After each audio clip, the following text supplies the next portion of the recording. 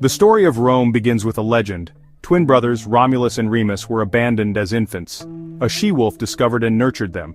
Years later, the brothers decided to build a city. They argued over the location. Romulus killed Remus and became the sole founder of Rome. This legendary founding occurred in 753 BC.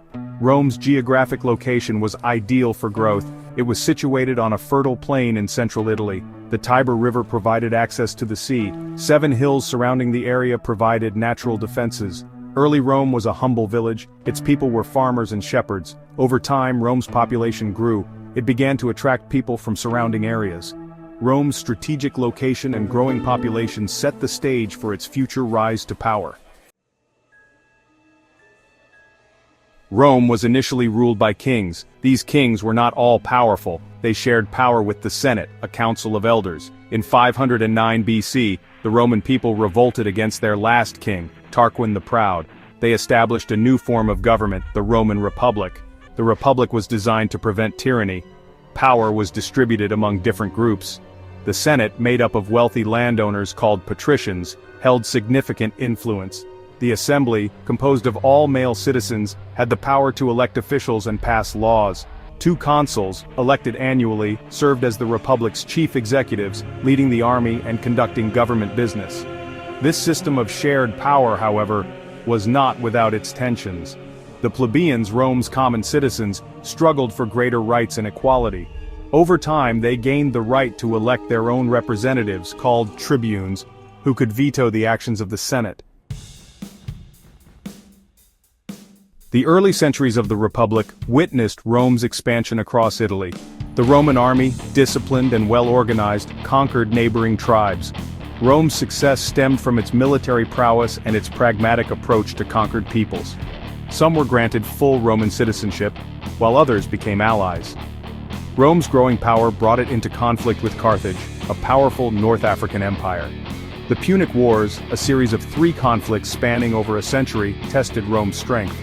The Second Punic War saw the Carthaginian general Hannibal Barca lead his army across the Alps, winning a series of stunning victories on Italian soil. However, Rome ultimately triumphed, destroying Carthage and establishing its dominance in the Mediterranean. Victory in the Punic Wars brought immense wealth and power to Rome, but it also created internal strains. The gap between rich and poor widened. Small farmers were driven from their land. Social unrest and political instability grew as powerful generals emerged, vying for control and challenging the authority of the Senate. The late Republic was marked by civil wars and political turmoil. Ambitious generals, commanding loyal legions, clashed for supremacy. Among them, Gaius Julius Caesar emerged as a dominant figure. A brilliant military strategist and charismatic leader, Caesar conquered Gaul, modern-day France, amassed immense power, and challenged the traditional order. Caesar's growing influence and popularity alarmed the Senate, who feared he aspired to become king. When Caesar crossed the Rubicon River, entering Italy with his legions, it marked the beginning of a civil war.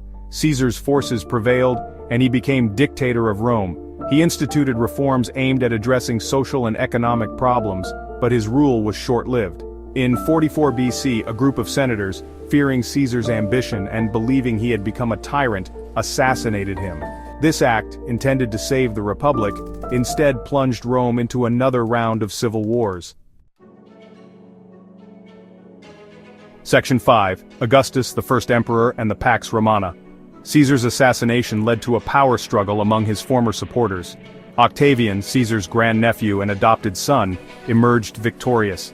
Defeating his rivals, including Mark Antony and Cleopatra, Octavian became the undisputed master of Rome. In 27 BC, Octavian assumed the title Augustus, marking the end of the Roman Republic and the beginning of the Roman Empire. Augustus, a shrewd politician and administrator, established a new system of government that centralized power in his hands while maintaining the facade of the Republic. He presented himself as the first citizen, restoring order and stability after decades of turmoil. Augustus's reign ushered in the Pax Romana, a period of unprecedented peace and prosperity that lasted for 2 centuries. The Roman Empire flourished, expanding its borders, developing infrastructure, and experiencing a golden age of art, literature, and architecture. Section 6. An Empire's Splendor, Roman power at its zenith. Under the rule of Augustus's successors, the Roman Empire reached its greatest territorial extent and experienced a period of remarkable achievements. From Britain in the north to Egypt in the south, from Spain in the west to Syria in the east, the Roman Empire encompassed a vast and diverse territory. Roman engineering prowess was evident in its roads, aqueducts, and public buildings. The Colosseum, a massive amphitheater, hosted gladiatorial contests and public spectacles. The Pantheon, a temple dedicated to all gods, showcased Roman architectural ingenuity with its massive dome. Roman law, with its emphasis on justice and fairness, became a cornerstone of Western legal tradition. Latin, the language of Rome, spread throughout the empire, influencing the development of many Romance languages spoken today. Section 7. Cracks in the foundation. Seeds of the empire's decline. Beneath the surface of Roman power and prosperity, cracks began to appear in the empire's foundation. A series of crises, both internal and external, gradually weakened the empire's strength and unity. Military overspending, economic instability, and political corruption plagued the empire. A succession of weak or corrupt emperors eroded public trust and undermined the effectiveness of government. The empire faced increasing pressure from barbarian tribes along its borders, who were drawn by the wealth and allure of Roman civilization. The rise of Christianity, initially a persecuted sect, posed a challenge to traditional Roman values and beliefs. As Christianity gained adherents, it undermined the authority of the emperor, who was traditionally worshipped as a god. Section 8. The Long Goodbye. The Fall of the Roman Empire. The 4th and 5th centuries AD witnessed the gradual disintegration of the Western Roman Empire. In 395 AD, the empire was formally divided into two halves, the Western Roman Empire and the Eastern Roman Empire, later known as the Byzantine Empire. The Western Roman Empire, beset by internal problems and external threats, proved unable to withstand the pressure. Barbarian invasions intensified, with Visigoths, Vandals, and Huns sweeping across the empire's borders. In 410 AD, the Visigoths sacked Rome, a symbolic event that shocked the Roman world. The Western Roman Empire continued to fragment, with various Germanic tribes establishing kingdoms within its former territory.